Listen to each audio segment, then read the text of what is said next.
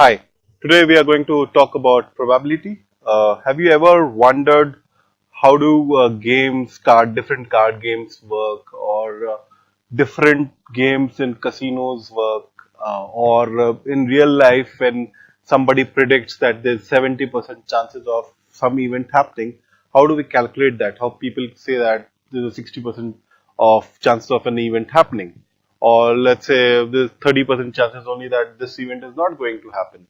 So how do people predict that, or how do we find that? So that's all we are going to find it in probability. So let's first talk about what is probability, and then we'll see about different components and different kinds of terminologies that we are going to use in probability while finding probability.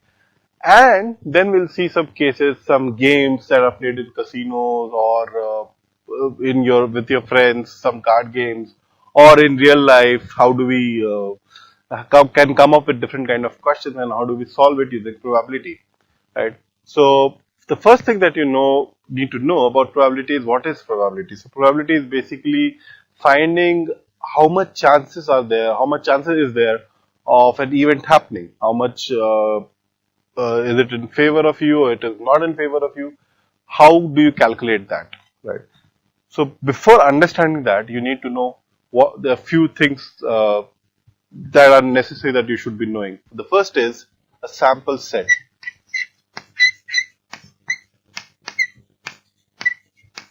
So sample set means basically the whole set of events that are possible.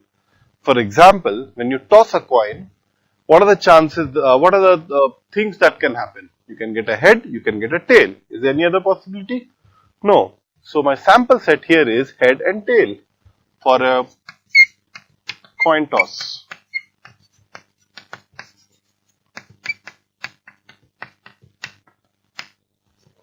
Right?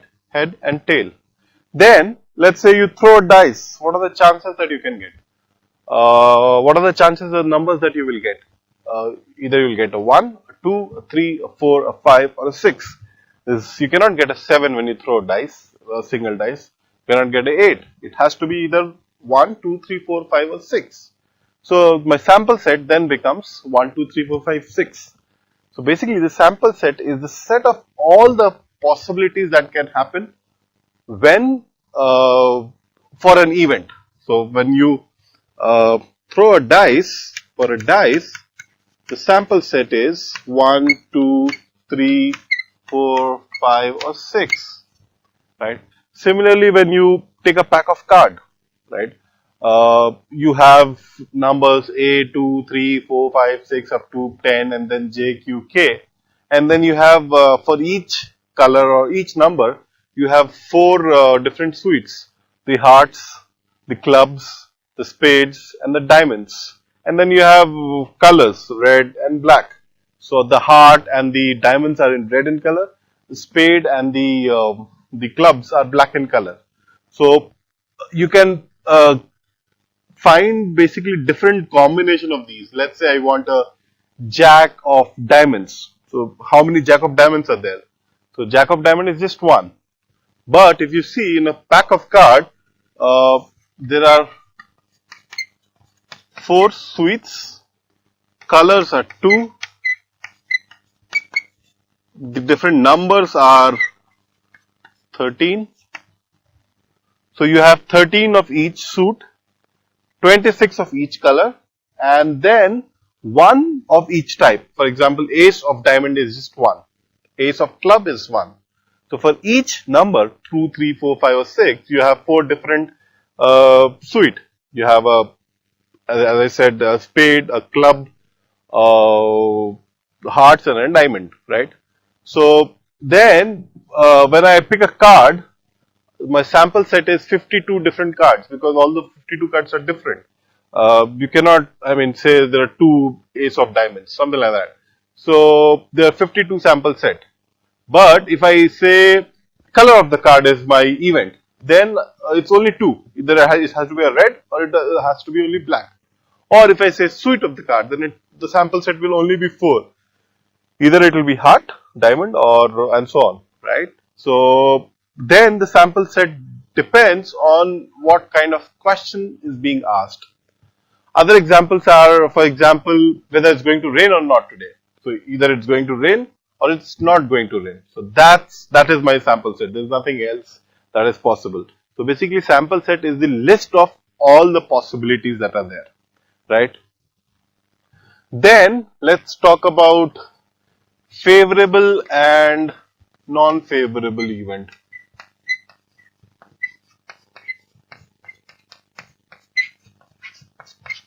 So what are favorable events? So let's say I tossed a coin and I want a head. Then the case where head appears on the coin, that is a favorable event for me. That becomes a favorable event for me.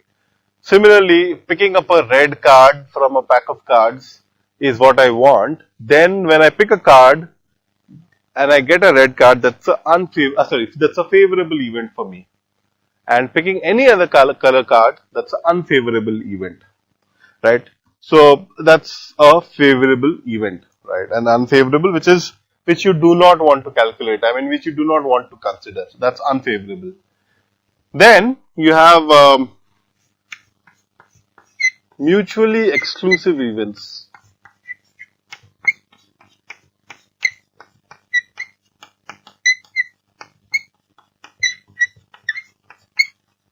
You also have exhaustive events. So let's talk about these two. First, let me cover exhaustive event, then I come back to mutually exclusive event. So, exhaustive event is the list of events which exhaust all the possibilities. For example, here in case of dice, 1, 2, 3, 4, 5, 6. If I say that, it covers all the possibilities. Or if I say set of set of even numbers and odd numbers, right? So either getting either getting an even number or getting an odd number, that completes the entire set of possibilities. That is 1, 2, 3, 4, 5, 6. So that is exhaustive events. Exhaustive events, as the name suggests, the set of events which exhausts the sample set. So it can be one event, it can be two event, it can be three event. Like for example, getting a list of natural number. So that is an exhaustive event for a dice because it covers all the possibilities 1, 2, 3, 4, 5, 6. Similarly, getting an even number, it's not an exhaustive event because then you will have only 2, 4 and 6, right? But when you say even number and odd numbers, then it covers everything. It covers 1, 2, 3, 4, 5, 6. Right? So in that case, combination of odd and even number is an exhaustive event. But just even number is not an exhaustive event. So for an event to be exhaustive, it should be able to basically go through all the elements of the sample set. Right? You can also call it as a universal set.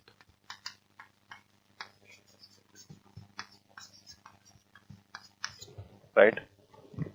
Then you have mutually exclusive events. What are mutually exclusive events? Mutually exclusive events, that means they don't have any commonalities. As in, there are two events, two separate events, and they have no common element. If you express it in terms of Venn diagram, let's say this is my universal set or sample set, right? This is one event, and this is another event. This is, let's call it as A1, let's call this as A2. They don't have anything in common, right? So they are called mutually exclusive event. However, let's say if there's another event A3, if you see there is a portion which is common in the events A1 and A3, so they are not mutually exclusive. But if you see A2 and A3, there's nothing in common between them. So they are mutually exclusive, right? Now let's talk about one more type of event. Independent event.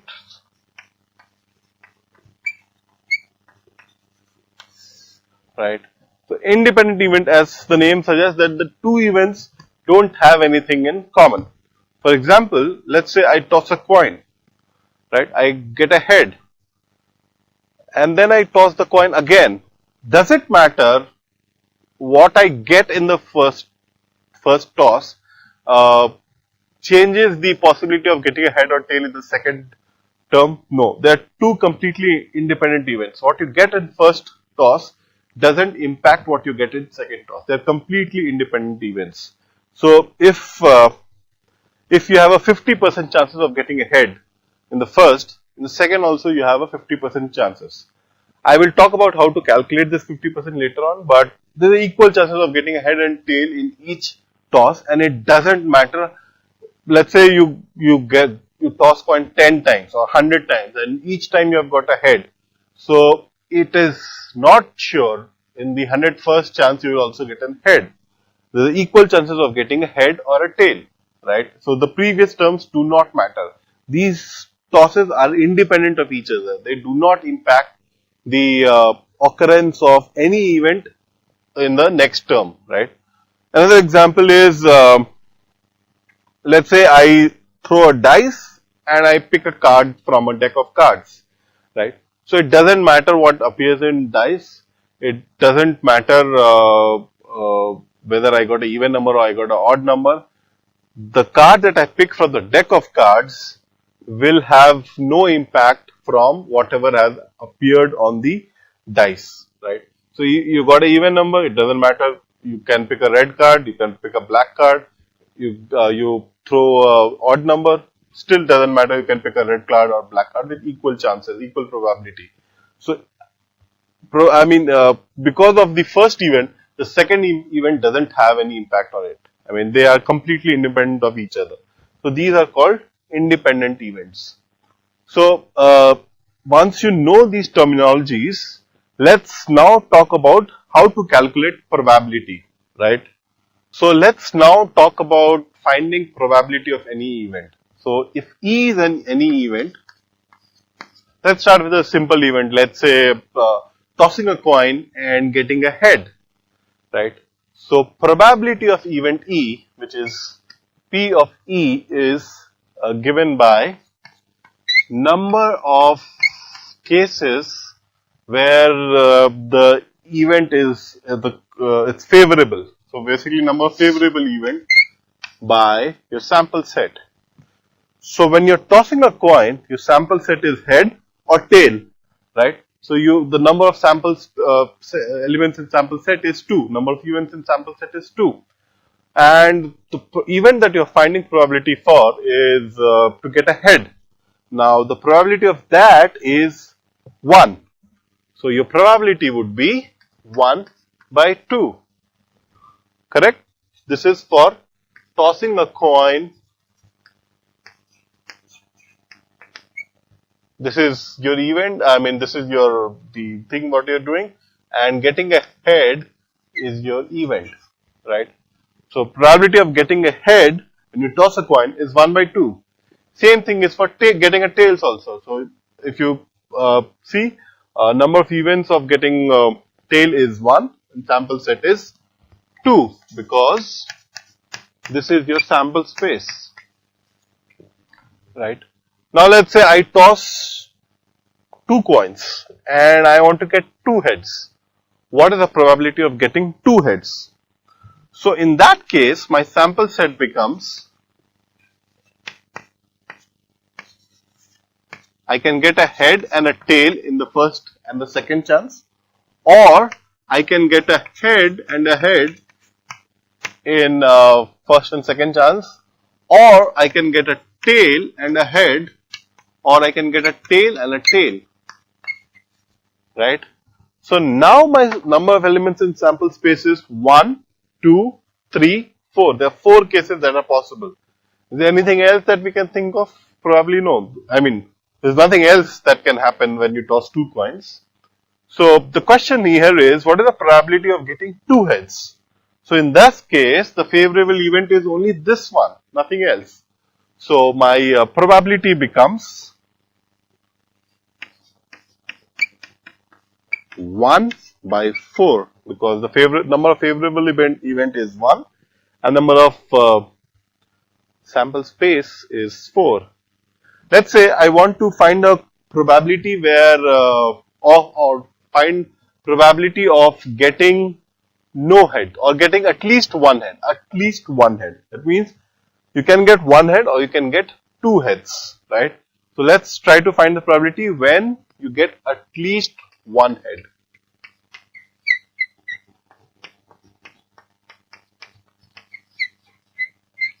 Right? So now if you see this, this and this are my favorable events. I have one head here, I have two heads here and I have one head here. All these satisfy the criteria or the event getting at least one head. Here in these two cases I have exactly one head and in this case I have two heads, which is more than one obviously. So all these three cases satisfy the scenario. Only thing that not satisfies is this, where I don't have any head. So the probability of getting at least one head now will be number of favorable events, which is 1, 2 and 3, and number of sample spaces 1, 2, 3 and 4. So it's 3 by 4. So if you throw coin 2 times, there is 75% chances that you will get at least one head, because 3 by 4 in terms of percentage is 75. So what does this mean? Does it mean that I will, when I throw 2 coins and toss it, I'll get one head 75% of the time? Yes and no.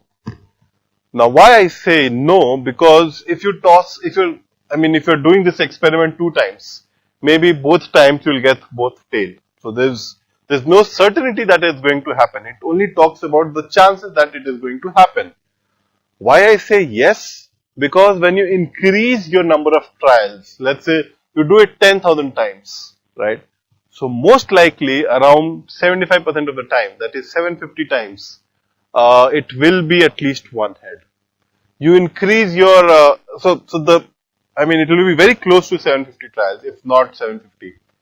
If you do it 10,000 times, as you increase the number of trials, the chances of the number of events where you get one head will keep getting close to 3 by 4. It might be, it might not be, but it will be very close to 3 by 4. So probability just talks about chances. It doesn't tell you anything for surety. It can happen, it cannot happen. It's just the chances that are there, right?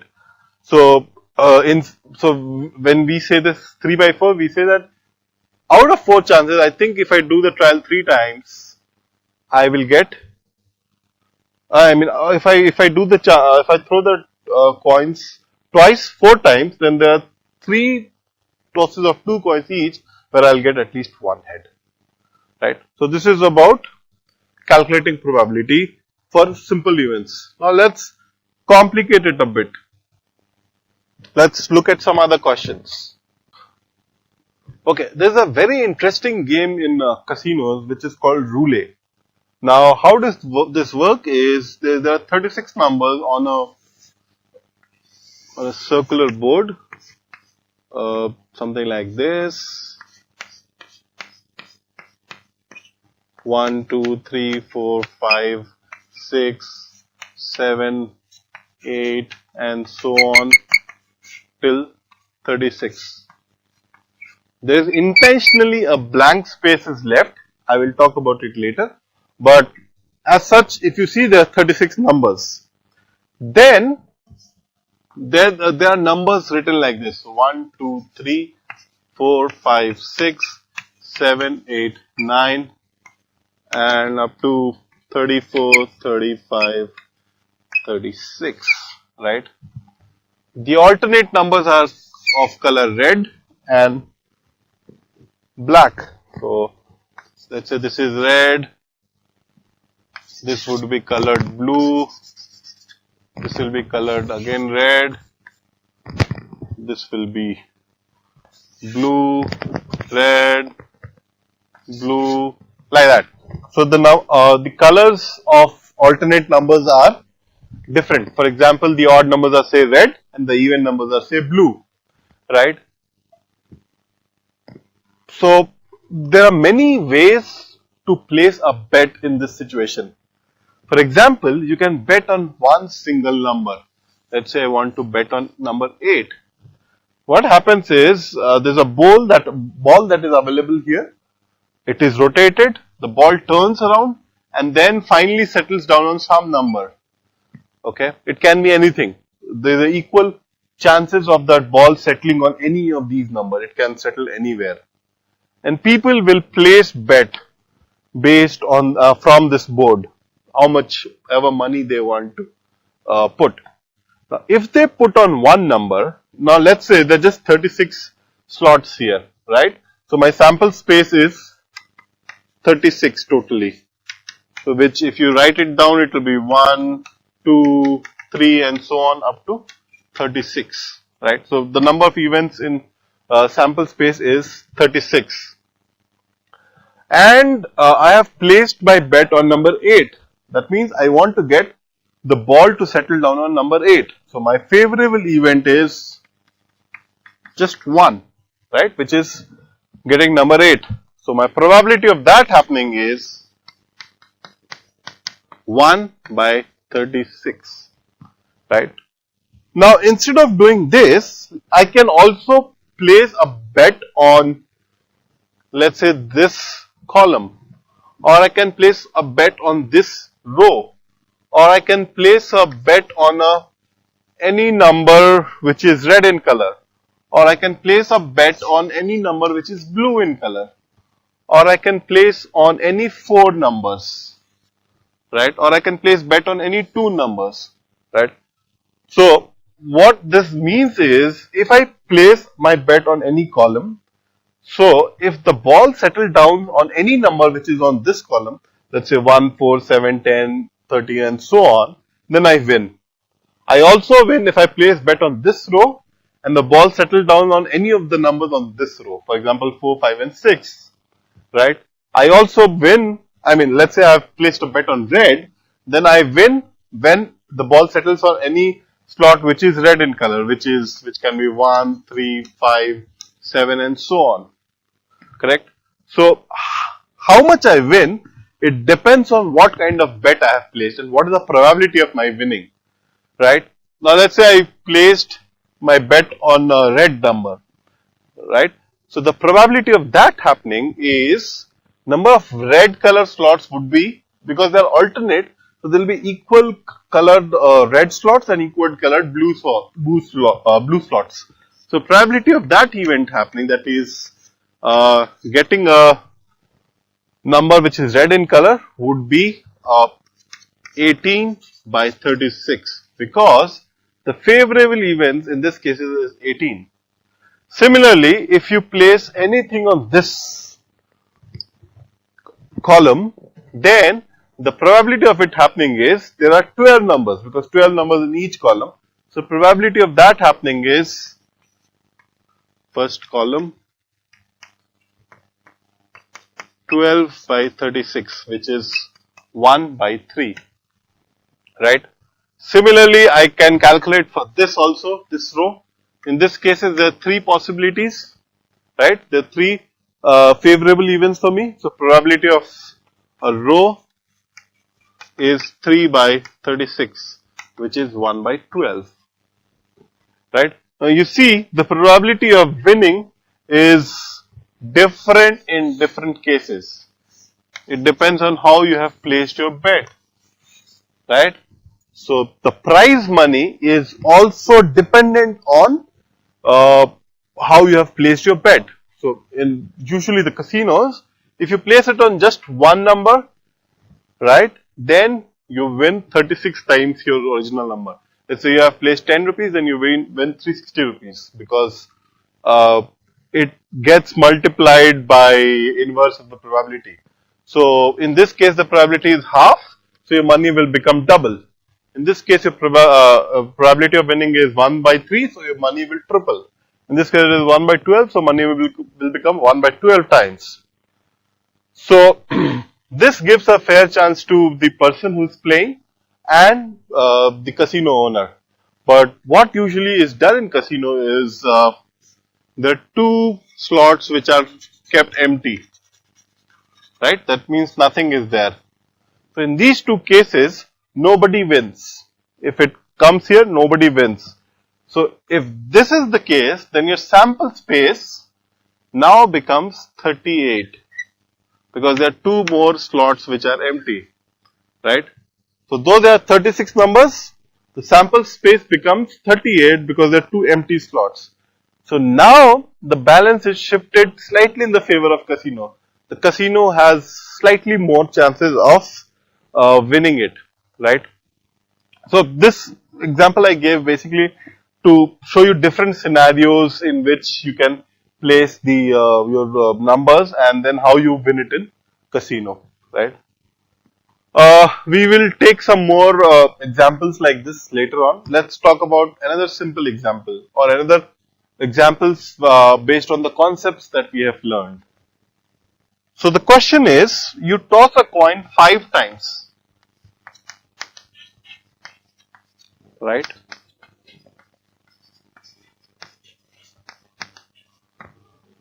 The first 4 times you have got a head.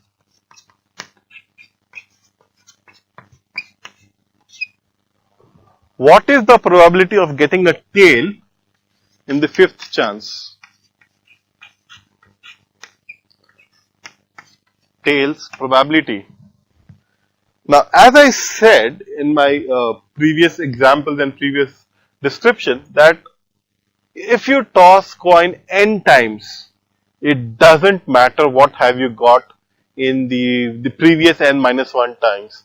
The nth term will have equal probability of still getting a head or a tail, right? So there's a 50% of chances of getting a head and 50% chances of getting a tail. It doesn't matter. Even the first n minus 1 terms tosses have been head, it doesn't matter. The nth term will still have equal probability of getting a head and tail. So when I ask what is the probability of getting a tail in the 5th chance, it will still be half. Because it doesn't matter what has happened in the first 4 terms. It is independent of it, right? That is what we call it as independent event. Okay. Next example.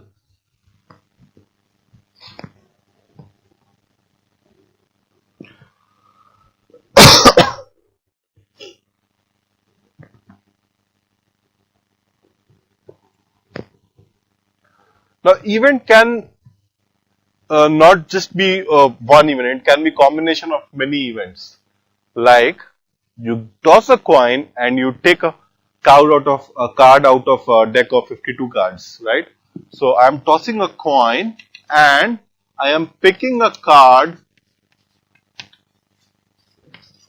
from the deck of 52 cards.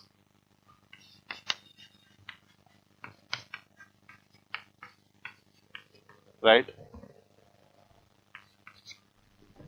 Now, the combinations can be many. If I just consider about the color of the card, then I can get a head and a red card, head and a black card, tail and a red card, tail and a black card, right? So now there are two events which are clubbed together.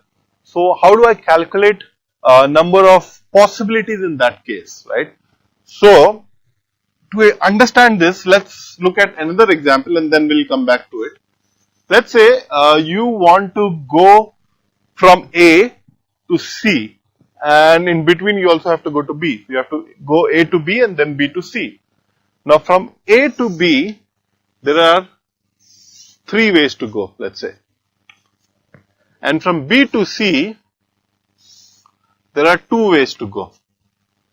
So what are the different route combinations you can take? Right? Let's call these ways as A1, 2, 3 and these ways as AB.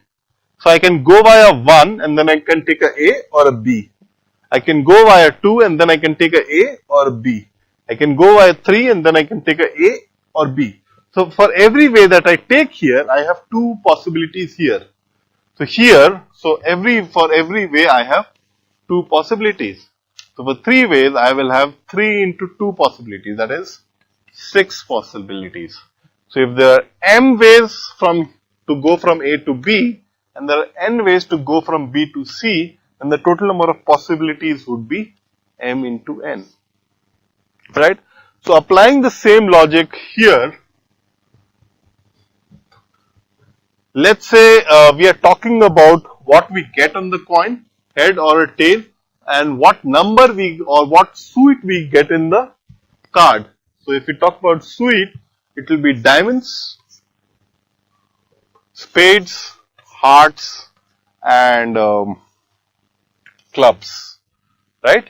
Clubs, diamond, heart, and spade, right? So now, for every coin that I toss, I can get either a head or a tail. That means 2 possibilities. And every card that I pick from the deck of cards, I have 4 possibilities: diamond, hearts, club, and spades. So my sample space would be 2 into 4, which is 8 ways.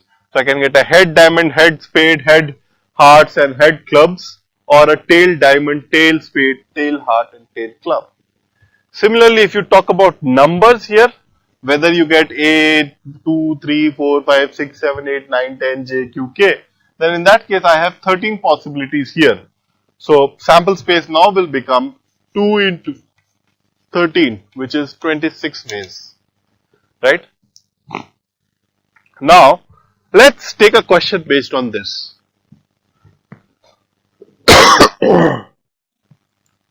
So the question is, what is the probability of getting a head and an even number when you toss a coin and pick a card from the deck of cards? So I have to get a head and I have to get an even number, right? So my what are possibilities? What are the sample space? So for the coin toss, it is 2. For the picking the card, it is 13, because I can get 13 different types of cards: A, 2, 3, 4, 5, 6, 7, 8, 9, 10, J, Q, K, right? So my sample space, number of events in the sample space, is 2 into 13, which is 26. Now let's talk about the favorable events. So the event is favorable only if I get a head here, so that gives me 1 case, and I get an even number here, which gives me 5 cases: 2, 4, 6, 8, and 10. So I have 5 into 1. So 5 cases which are favorable. So my probability would be 5 by 26. Right? So there's 5 by 26 chances of picking a head and an even number. Right? Okay, now let's look at combination of 2 events.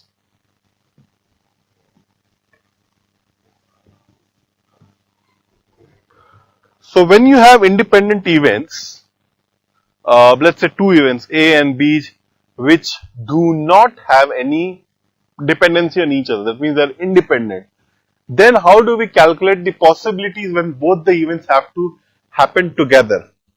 For example, let's say the chances of the rain happening today is 1 by 3, and the probability that my bus will be late is 1 by 4, right? So these, let's say, do not have any relation to each other. The bus is late doesn't depend on whether it rains or not. Then consider the case where I have to find the probability when the bus is late and it is raining. Remember the word, the bus is late, and the key word here is and. It is raining. So this is the probability of rain, and this is the probability of bus being late. Right? Now I have to find the probability that bus is late and it is raining. So when I say and, if you talk about Venn diagram, let's say this is rain, this is bus being late, then when I say and, it means this. The case where both the events are happening simultaneously, that means together. So whenever I say and, it always means intersection, right?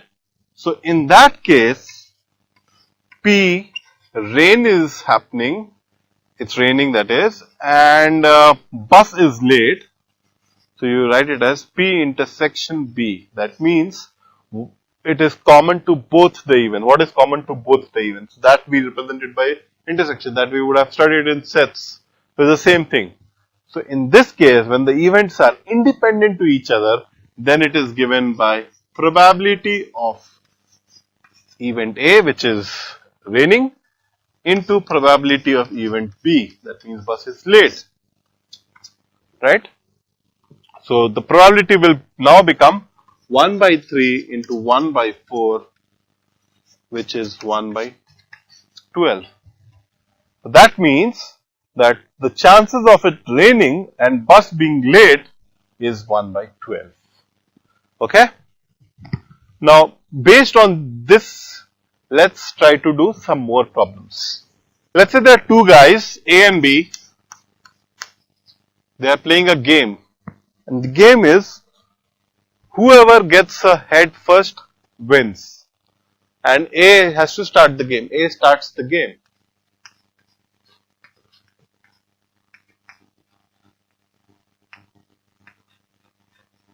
Okay.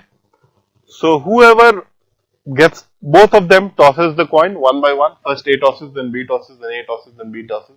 And whoever gets a head first wins the game. So what is the probability of A winning the game given that A has started it? Okay. So what can happen now? A tosses the coin. He gets a head. A wins. This is the first case that is possible. Second case that is possible is A tosses the coin. He gets a head. Sorry, he gets a tail. B tosses the coin. He gets a head. B wins. Or A tosses the coin. He gets a tail. B tosses the coin. He gets a tail. Again A tosses the coin. He gets a head. A wins. Or A tosses, loses, B tosses, he loses, A tosses, again he loses, B tosses and he wins. Then we say B wins. Right? This can go on and on. The game can go to infinity. I mean, it might happen that both of them never get ahead. So the game can go up to infinity. So how do we find the probability of A winning in this case? Okay. So let's try to see if there's any pattern that we can find. And if there's any pattern, probably we can use it in some way to find the probability of any one of them winning. Right? So let's take the first case. Probability, the case where A tosses and he gets a head. So when A tosses a coin, what is the probability of getting a head? It is 1 by 2. So probability of this happening is 1 by 2. Right? Done. This case is done. Let's think about the second case. So A has to toss the coin, he has to get a tail, then B tosses the coin and he has to get a head, right? So event A happening, probability 1 by 2. That is A tossing the coin and getting a tail. Event B happening, B tossing and getting a head, probability 1 by 2. Now listen to the line. A tosses the coin, gets a tail, and B tosses the coin and gets a head. So when the word and comes, that means what you're trying to find is intersection, right? So when you're trying to find an intersection and these two are separate events, so what A gets doesn't impact what B is going to get. So in that case, the probability of this event happening is 1 by 2 into 1 by 2, which is 1 by 4. Okay. Now let's talk about the third event. A tosses the coin, gets a tail, B tosses the coin, gets a tail, C tosses the coin, A again tosses the coin and gets a head. So 1 by 2 is what is the probability for A getting a tail, B getting a tail again 1 by 2 and A getting a head again is 1 by 2.